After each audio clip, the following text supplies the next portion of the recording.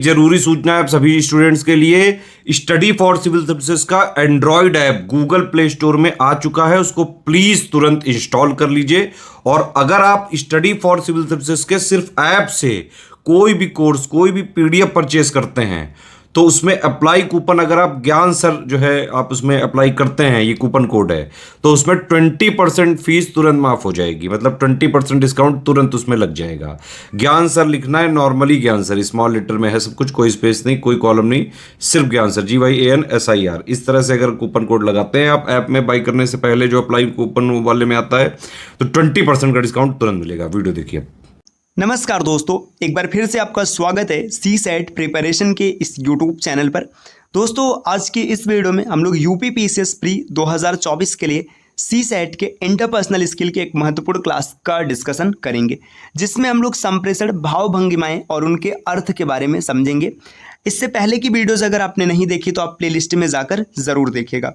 तो चलिए दोस्तों, बढ़ते हैं आगे अपने क्लास की ओर। यहाँ पर भाव भंगिमाएं मतलब आपके एक्सप्रेशन के नाम दिए गए और यहाँ पर इसका अर्थ या फिर इसका तात्पर्य क्या है ये बताया गया। देखिए, शिथिल मुद्रा, आप रिलैक्स्ड पोस्चर में, तो इसका मतलब ये है कि व्यक्ति और वार्तालाप में दिलचस्पी को इंगित करता है। मतलब आप एकदम रिलैक्स्ड हैं, तो इसका मतलब क्या है कि जो व्यक्ति और जो वार्तालाप है उसमें ये दिलचस्पी रख रहा है। बाहें आराम की मुद्रा में, मतलब आर्म्ड रिलैक्सन, तो इसका मतलब है निष्कपटता या खुलेपन का संकेत है कि मतलब आप निष्कपट है, ये बताया जा रहा है। आंखों के मध्य अच्छा संपर्क, गुड आई कांटेक्ट, है ना, इसका मतलब है दूसरे व्यक्ति में दिलचस्पी का द्योतक, मतलब आप दूसरे में दिलचस्पी ले रहे हैं। सिर हिलाना जो नॉडिंग होता है, इसका मतलब है दूसरे व्यक्ति द्वारा कही गई बातों में दिलचस्पी और उसके प्रति समझ का संकेतक, ये क्या होता है, नॉडिंग, सिर हिला रहे हैं, तो इसका मतलब ये है। आगे झुकना, लीनिंग फॉरवर्ड, इसका मतलब है श्रोता द्वारा वक्ता को की बात में रुचि और एकाग्रता को प्रदर्शित करता है अगर आप लीनिंग फॉरवर्ड हैं तब। पीछे झुकना मतलब लीनिंग बैक, इसका मतलब है विभ्रांति एवं अत्यधिक आत्मविश्वास सूचक, है ना। तरोताजा होने के साथ सीधा खड़ा रहना, ये आत्मविश्वास का द्योतक है, मतलब आप तरोताजा हैं, सीधा खड़े हैं, तो ये सेल्फ कॉन्फिडेंस को प्रकट करता है। पैर पर पैर चढ़ाकर बैठना, ये उचाट दिखाने का द्योतक है कि मतलब आप अपने आप को उचाट दिखा रहे हैं, है ना। छाती पर बाह पर बाह फंसाना, ये बचाव का मुद्रा, मतलब आप बाह पर बाह रख के बैठे, मतलब बचाव के मुद्रा का द्योतक है। जेब में हाथ डालकर चलना, ये उदासी का द्योतक है ना। गाल पर हाथ रखना चिंता और सोचने का संकेतक है ना। नाक को थोड़ा थोड़ा छूना और रगड़ना, ये अस्वीकृति या फिर शंका का द्योतक है, मतलब आप नाक समय समय पर छू रहे हैं तो यहाँ पे अस्वीकृति और शंका है, ये सिग्नल मिलता है। आंख रगड़ना, ये शंका और अविश्वास का द्योतक है ना। त्योरी चढ़ाना, मतलब जो स्कॉलिंग होता है, ये व्यक्ति और उसके कार्यों को नापसंद करने, उससे चिढ़ होने या क्रुद्ध होने का संकेतक होता है, इसे त्योरी चढ़ाना कहते हैं। कुलबुलाना या फिर व्यग्र होना, ये बार बार इधर उधर टहलना, उंगलियों को थपथपाना, सामान्य उचाट, ऊब, अधीरता, ये इन सब का द्योतक है। जम्हाई लेना, ये ऊब या फिर भ्रम का द्योतक है कि आपको भ्रम है ना। तो यहाँ पे ये सब आपको संकेत बताए गए और इस संकेत का मतलब क्या है, इसका जिक्र किया गया है। इसी प्रकार दोस्तों, अब यहाँ पे देखिए कम्युनिकेशन से जुड़े कुछ महत्वपूर्ण तथ्य दिए गए जो कि अलग अलग पेपर में पूछे गए, ये आपको जरूर याद रखना चाहिए। देखिए, संप्रेषण में सर्वाधिक सहायक श्रव्य कौशल क्या होता है, सक्रिय श्रव्य होता है, मतलब आप एक्टिव लिसनिंग कर रहे हैं। अशाब्दिक संप्रेषण के लिए प्रेषक और ग्राही दोनों का एक ही सांस्कृतिक परिवेश में होना आवश्यक है। देखिए, आप अशाब्दिक संप्रेषण कर रहे हैं, जो प्रेषक और जो ग्राही, मतलब जो मैसेज भेजने वाला है और जो मैसेज रिसीव करने वाला है, इनका सांस्कृतिक परिवेश एक ही होना चाहिए। ग्रेप वाइन की परिघटना अनौपचारिक संचार होता है, याद रखिएगा, ये पेपर में बहुत बार पूछा गया है। आगे प्रभावी संचार के 6 कारक है। स्पष्टता, प्राप्तकर्ता की अपेक्षानुसार, पर्याप्त, एक समान, स्वीकार्य और निरंतर प्रवाह। संचार के 3 माध्यम है, ऑडियो विजुअल और ऑडियो विजुअल, मतलब श्रव्य दृश्य और श्रव्य दृश्य दोनों। संप्रेषण का सार है समझना, क्योंकि संचार का मर्म है, मतलब कम्युनिकेशन का मतलब यह ना कि आप बात समझा पाए। ऐसा नहीं कि आपने सिर्फ मैसेज भेज दिया और आपकी बात खत्म होगी, मैसेज समझ में भी आना चाहिए। संगठन में संचार के 3 प्रकार है, आंतरिक संचार, बाह्य संचार और अंतर्वैयक्तिक संचार। संगठन में संचार की दिशाएं ऊपर से नीचे, नीचे से ऊपर या समान स्तर पर 3 प्रकार की होती है। कम्युनिकेशन शब्द की उत्पत्ति लैटिन भाषा के कम्युनिस्ट से हुई है। जो लैटिन भाषा है इसका कम्युनिस्ट है, यहाँ से कम्युनिकेशन बना हुआ है। दोस्तों, अगर आप पीसीएस की कंप्लीट प्रिपरेशन करना चाहते हैं तो आप टीम के पेड कोर्सेज से जुड़ सकते हैं, जिसके लिए इन दिए गए नंबर पे कॉल या व्हाट्सएप करके आप जानकारी प्राप्त कर सकते हैं। अगर अभी तक आपने प्ले स्टोर से स्टडी फॉर सिविल सर्विसेज का एप्लीकेशन नहीं इंस्टॉल किया तो आप इसे जरूर इंस्टॉल कीजिएगा। चलिए आगे बढ़ते हैं अपने क्लास की ओर। देखिए, यहाँ पर कुछ और तथ्य दिए गए। संप्रेषण में किस का नियम क्या कहता है, keep it short and simple, है ना। मतलब जितना हो सके उतना शॉर्ट और सिंपल रखना चाहिए। अपनी बात को जटिल एवं बढ़ा चढ़ाकर रखने के बजाय सरल तरीके से प्रस्तुत करना, इसे किस का नियम कहते हैं। विकर्ण संप्रेषण संगठन में प्रबंधक और श्रमिकों के बीच का संप्रेषण है, इसे विकर्ण संप्रेषण कहते हैं। संतुलित विभाजन प्रतिमान विभिन्न विषयों के जानकार व्यक्तियों के बीच समानता के साथ संबंधों को संतुलित विभाजन करना होता है। समानता प्रतिमान एक ही लिंग युगल के बीच में संप्रेषण होता है। एकाधिकार प्रतिमान, इसमें केवल एक ही व्यक्ति को बोलने का अधिकार होता है। जो एकाधिकार प्रतिमान है यहाँ पे सिर्फ एक व्यक्ति बोल पाएगा। संप्रेषण प्रक्रम के चरण देखिए क्या क्या होता है। प्रेषक, कूट संकेतन, संदेश, विसंकेतन और ग्रहण, ये होता है ना।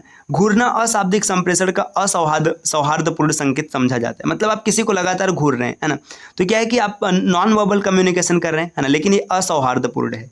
टेलीफोन, ये यांत्रिक संप्रेषण होता है। अंतः समूह संप्रेषण संचार का वह साधन है जो बहुत सारे आदाताओं को का स्रोत के साथ सूचना प्रसारित करता है। मतलब इसमें एक साथ बहुत लोगों को सूचना मिलेगा। कक्षा का संप्रेषण ये संज्ञानात्मक होता है, इसे जरूर याद रखिएगा। संप्रेषण प्रणाली को तकनीकी रूप से सक्षम बनाने का श्रेय सैसॉन को दिया जाता है। संप्रेषण की प्रमुख अवधारणा है विश्व की समस्त समस्याएं संप्रेषण से संबंधित नहीं होती हैं। संप्रेषण का एक प्रसिद्ध प्रतिमान है अभियांत्रिकी प्रतिमान, ये भी याद रखिएगा। अशाब्दिक संप्रेषण को विभाजित किया जाता है सन्निकटता संप्रेषण में। मनोवैज्ञानिक संप्रेषण प्रतिमान की विशेषता, यह एक बंद पास प्रणाली है। प्रशासन में आज जो आधुनिक तकनीकी का प्रयोग सर्वसुलभ हो गया है, इसका मूलभूत सिद्धांत आधारित है अभियांत्रिकी मनोवैज्ञानिक प्रतिमान। संप्रेषण प्रक्रिया के प्रमुख और रोधी तत्व हैं व्यक्तिगत संवेदी अंगों की विकृति। मनुष्य स्वयं संप्रेषण को सर्वाधिक प्रभावित करता है जबकि उसकी भाषा में विकृति हो। देखिए अगर मनुष्य की भाषा में विकृति है तो संप्रेषण सबसे ज़्यादा प्रभावित होने वाला है। एक व्यक्ति में प्रभावी श्रवण निम्नलिखित किस परिस्थिति में समाप्त हो जाता है। बाधक व्यक्तित्व के कारण। अगर आपका व्यक्तित्व बाधक स्वरूप का है तो जो प्रभावी श्रवण है ये समाप्त हो जाएगा। प्रायः अशाब्दिक संप्रेषण का प्रयोग किया जाता है शाब्दिक संप्रेषण को प्रभावी बनाने के लिए। देखिए जो अशाब्दिक संप्रेषण ये शाब्दिक संप्रेषण को प्रभावी बना देते हैं। यदि दो व्यक्ति एक साथ हाथ में हाथ डालकर चल रहे हैं तो इस प्रकार जो अशाब्दिक संप्रेषण होगा दोनों व्यक्तियों में निकटता तथा प्रेम का होने वाला है। मतलब बाहों में बाहें डाल के चल रहे हैं तो इसका मतलब है कि उनमें निकटता और साथ ही साथ प्रेम भी है। संप्रेषण में सन्निकटता के निर्धारक तत्व हैं सामाजिक नियम, है ना। समय बोध संप्रेषण के निर्धारक तत्व हैं कार्य संलग्नता। विभिन्न प्रकार के दृश्य श्रव्य मतलब जो ऑडियो विजुअल सामग्रियों को मतलब ये वर्गीकृत किया गया मूक संप्रेषण के अंतर्गत। अंतःवैयक्तिक संप्रेषण के मुख्यतः प्रकार व्यक्ति का व्यक्ति से संप्रेषण ऐसा होने वाले। लघु समूहों में संप्रेषण श्रृंखलाबद्ध होता है। वृत्ताकार संप्रेषण इसे बंद पास प्रणाली कहते हैं। चक्राकार संप्रेषण मुख्य वक्ता केंद्र में रहता है। मतलब ऐसा चक्राकार बना है तो जो मुख्य वक्ता है वो केंद्र में रहने वाला है। आगे जन संचार माध्यम वर्गीकृत किए गए वृहद समूह संप्रेषण के अंतर्गत। पुलिस मुख्यालय में से सभी थानों के संप्रेषण के लिए चक्राकार प्रणाली का प्रयोग किया जाता है। वाई प्रकार का संप्रेषण राष्ट्रीय महत्व के प्रसारणों को राष्ट्रपति द्वारा जनता तक पहुंचाने के लिए किया जाता है। वृहद समूह संप्रेषण की विशेषता समस्त संदेशों का प्रवाह एक ही दिशा में होता है। सभा कक्षा में संप्रेषण का जो उत्तम प्रणाली शीर्षाकार संप्रेषण है। सभी औपचारिक तथा अनौपचारिक संप्रेषणों के अभिलक्षण एक जैसे होते हैं। तो दोस्तों और आगे बढ़ते हैं। देखिए यहाँ पे ये क्लास पूरा संपन्न होता है। तो देखिए सी सेट के पेपर में जो इंटरपर्सनल स्किल के क्वेश्चन देखने के लिए मिलते हैं 18 से 20 के आसपास, है ना।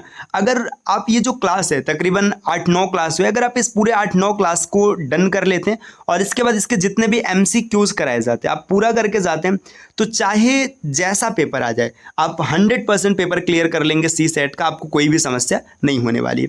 तो मिलते हैं दोस्तों नेक्स्ट वीडियो में कुछ नए इन्फॉर्मेशन के साथ। नए इन्फॉर्मेशन का मतलब अब हम लोग इसके MCQs करेंगे। सेम यही डेटा यहाँ पर इंग्लिश में दिया, कुछ भी नहीं है। जो डेटा आपने हिंदी में पढ़ा है ना सेम यही डेटा देखिए यहाँ पे लास्ट में 43 पॉइंट है, आप इसमें भी देख सकते हैं। इसका सबसे अंतिम पॉइंट अगर आपको दिखाएं, रुके आप देख सकते हैं PDF ये पूरा डन कराया गया। देखिए यहाँ पे ये सब अभी हम लोगों ने पढ़ा है। लास्ट में देखिए ये जो अभी आज की क्लास में ये हम लोगों ने कम्युनिकेशनल एक्सप्रेशन और उनके मीनिंग को समझा है। देखिए 43 पॉइंट्स आपको यहाँ भी देखने के लिए मिलेगा। तो सेम वही डेटा है बस इंग्लिश में कराया गया, है ना। अगर आपको इंग्लिश में पढ़ना है तो कमेंट कीजिएगा, इंग्लिश में भी पढ़ा दिया जाएगा और हिंदी में ठीक है तो ठीक है, कोई दिक्कत नहीं है ना।